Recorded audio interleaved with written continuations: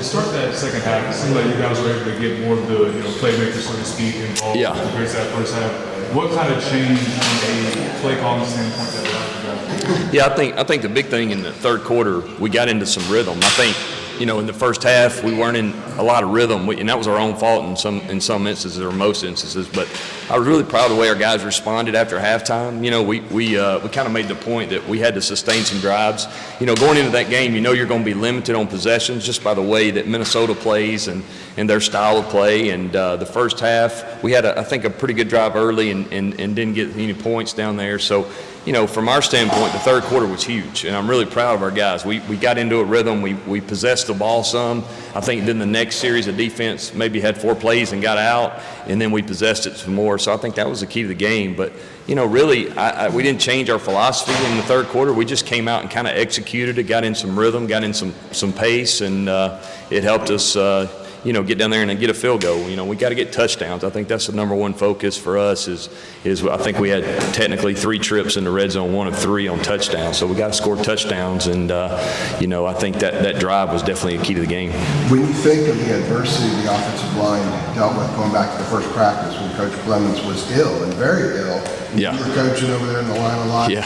And then how young they are. Yeah. Perform at the level yeah. that they did the other night. 5 of the top 6 grades in the NFL world. Yeah, no, I'm really, really proud of that group. We had 4 guys in that group that it was their first start, and we got some young, talented guys in that group, and they play tough. They're physical. They bought into toughness travels. That's kind of our mantra, and on offense, and we knew we would need that, going to Minnesota, playing a Big Ten opponent on the road, opening the season, and they bought into that. We weren't clean all the time. We obviously made some mistakes, but really proud of that group, and I thought they kept their composure. Things were tough early, as far as executing and scoring touchdowns, and that group just kept fighting. Austin Blasky, our center, is kind of an older guy, and his first start and win, and the smile on his face after the game, and just seeing him, and I just saw him in the elevator a while ago. It's fun to watch those guys improve and get better, and I think you'll see that each and every week. They're going to get better and improve as an offense, and I think that's going to be a huge part moving forward of our success is how we gel. And every year's different, from the standpoint of what your team looks like or offense looks like. Been spoiled around here pretty good with 2 really great quarterbacks the last 2, and we got some talent at that position here too, and we just got to continue to let the offense evolve and really establish our identity for what 2024 is going to look like. Yep. That's a quick follow-up. Staying on that with Aiden Manfield, Max just told us that his ankle was banged up. Yeah. He's got a true freshman. Yeah. First game of the year, he's starting to get a banged up ankle. Yeah. What kind of? Yeah, wasn't that impressive? He twisted it last week in practice, and there was some concern there whether or not he'd really be able to play. And he's just a tough guy, no drama, doesn't say a whole lot, just plays, and he plays physical. If you watch the film, he's one of the most violent players we have, and for a true freshman, that's really impressive. The moment's never too big for him, and really proud of the toughness he showed and the physicality that he played with. I was going to say, Matt was just talking about the offense being too tight in the first half. Yeah. What do you think caused it? That's a good question. Maybe it's, like I said, a lot of those guys playing really or being starters for the first time. Maybe that had something to do with it. And playing a good opponent, too. And last year, if you remember the game we had, we hit some big plays in the passing game, and we didn't do that the other night. Those guys are going to make you earn it because they're going to outnumber you in the box or try to most of the time. So we weren't able to do that. That's something we got to improve on. I got to find better ways to create explosive plays down the field for our offense, and something we're going to work really hard on. And then I think what it shows, though, a testament to our guys, and obviously Omari and Hampton's a huge part of that. When you go back and really watch the film, we had hats on the right people most of the time. We were physical in the box, and the extra guy sometimes makes the tackle for 6 or 7 yards, and that's okay. We'll live with that, but we got to start taking advantage. People we understand are going to force us to do that and load the box on us, and that's some areas we got to improve on for sure. Chip, what are some examples of how this offense can play to its strengths with Connor there? Just like, I know you're talking about it has to evolve and it's going to be a process. But what are just some maybe top line items that you would point out? I think how do we create the explosive plays? There's really, I've said this before, good football is what wins, and creating explosives is the first part of it on offense. And so I think the question we have to answer is, what is our best way to create explosive plays with the personnel we have? Connor had a great fall camp, a really good spring. He's improved tremendously. It was a really good competition. He's very talented. And I've seen him be way more confident and way more assertive with our team. He was thrown into a tough situation the other night, thrown in the third quarter in a really tight game. And other than the one hiccup on the draw where the ball got on the ground, he played pretty solid. He executed and did what we asked him to do. And I think you're going to see him evolve. He was still a young player. He's played a little bit last year here and there, but our goal is to build the offense around his strengths, and that's what you do when you're in coaching, and we got to do our part as coaches. And this offense, sometimes you go into a season thinking you'll be about this or that on offense, and then you find out, man, by the end of the year we weren't as good as I thought we were going to be at certain things. And I think that's what we're doing right now, is trying to do a biggest self-evaluation. And that O-line that you mentioned earlier is going to be a huge part of it, and Amari Hampton's always going to be a huge part of it. But, we got playmakers on the outside too. And I've got to do a better job of getting those guys more opportunities, and that's something we didn't do a good job of the other night.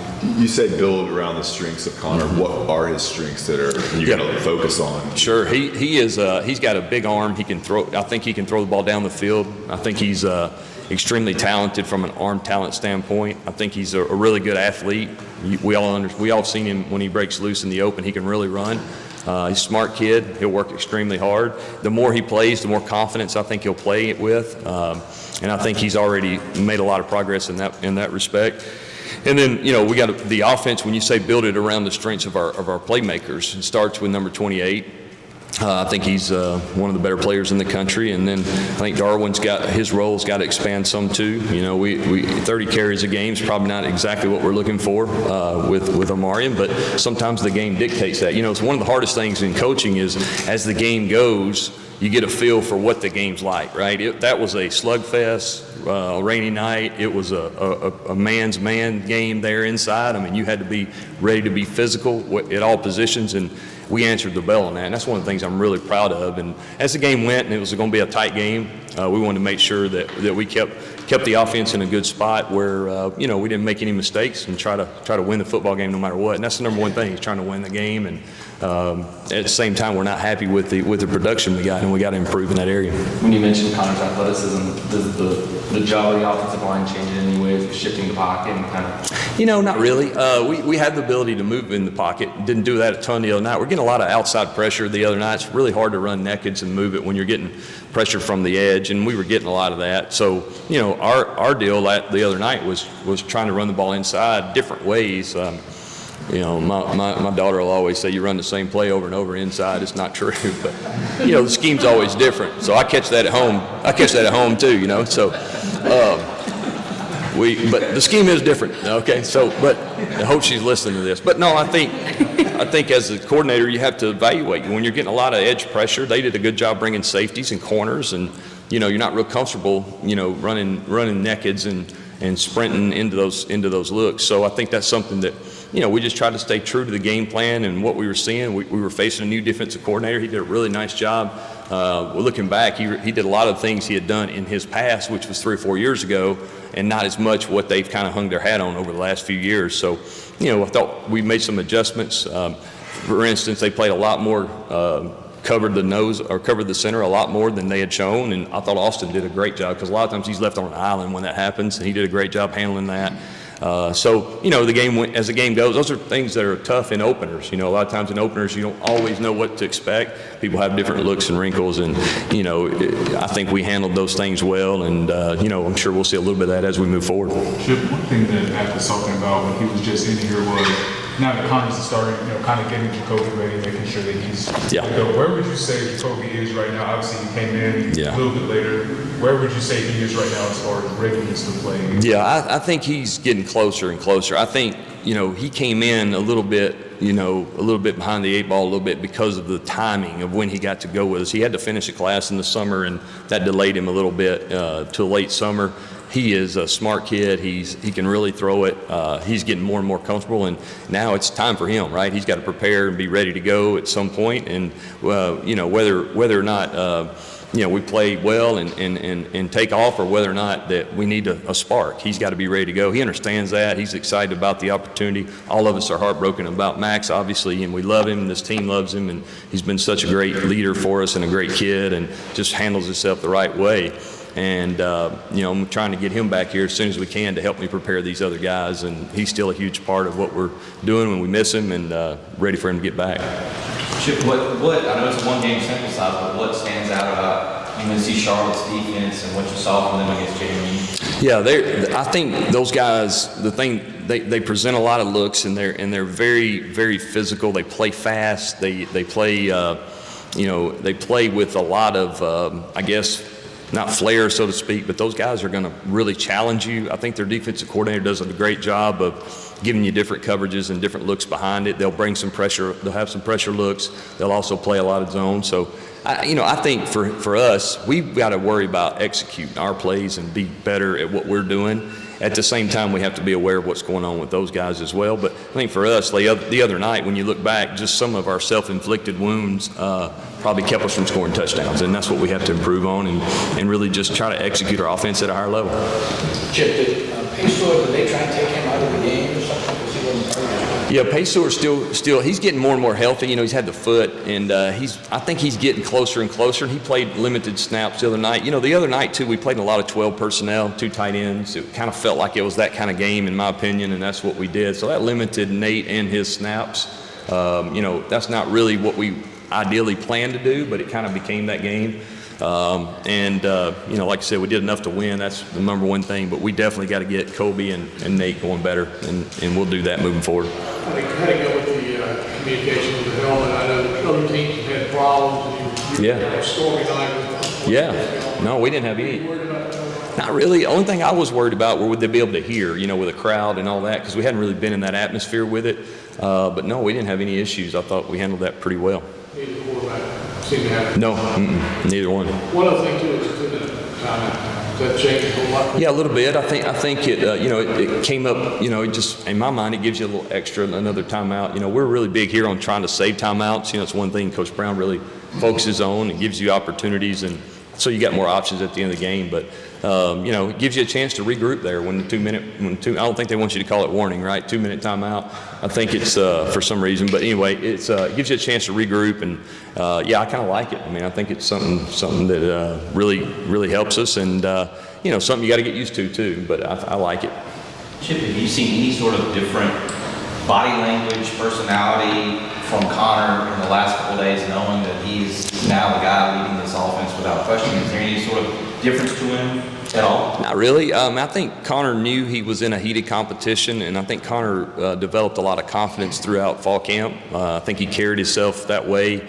I think he's continued to do that. I know he was excited. I heard him say he was nervous going in the game the other day, but it was a good nervous. Excitement about getting the opportunity, even though it was under unfortunate circumstances. But I think he's a smart kid. He was a really good player in high school, won a couple state championships. He played at a high level. That program he came from in Alabama, I'm very familiar with, and they do a great job. They play in big-time national games, and they play for state championships. And, it's not Division I football in the ACC, but it's a high level. And I think the more he plays, the more snaps that he gets, the more comfortable he'll be. And, he's not an arrogant guy. He always carries himself with confidence. And I think our team, I want to say, they'll rally around him. I really believe that. It's a gut punch to lose Max, but I think our team will rally around him. We'll play good football, and that's what our goal is, and that's what we're looking at doing. How much further ahead is Connor now, having had the experience prepared as a starter for the bowl game? He's leaps and bounds ahead. The bowl game, he had the 2 weeks to get ready, and that was his first real action. We played a pretty good defense in West Virginia that night, and we didn't help him in some areas too. But I think his confidence has grown, and I think he's more prepared. I think he's a better player. I think I think you'll see some of that, and he's going to make mistakes from time to time, as all of them do. Drake made some, and I'm sure Sam did when he was here. So that's part of it. But we got to limit those mistakes, and we're trying to play good complementary football. I think we're doing that. We understand that there's times that we got to win those low-scoring tight games, and that's one thing we did. And again, I'm so proud of our guys for the toughness and the determination. It was a gritty game. You got time for like this? How would Kobe and Connor like, and what are the differences? Yeah, I think they're alike, and they both have big-time arms. They have arm talent. They both can really throw the ball to the field. They both can throw the ball, on dig routes down the field. They both have good touch on the deep ball. I think, if you look at the obvious differences, is that Connor is extremely fast. He can run, but Jacoby is still coming along as far as understanding the terminology and things. But he's made huge strides in fall camp. So, they are a different style, but they're both really good throwers. I think Jacoby's a smart guy. He's been in 3 or 4 different systems now. So when you count the transfer, and we got to get him ready to go. You never know what can happen moving forward, and I like the progress that he's making.